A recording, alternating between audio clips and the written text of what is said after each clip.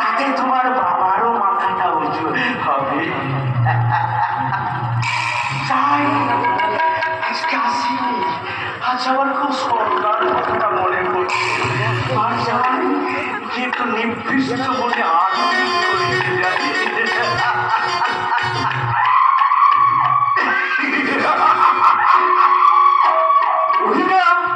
সত্যি মানুষের মতো মানুষ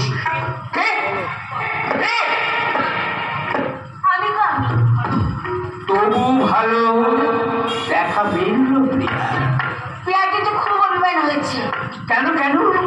এটি শুনে বিপরীত বাড়ি। বাবা হাস্যময়ী তুমি, কে কয়েছে তোমায় কটু কথা?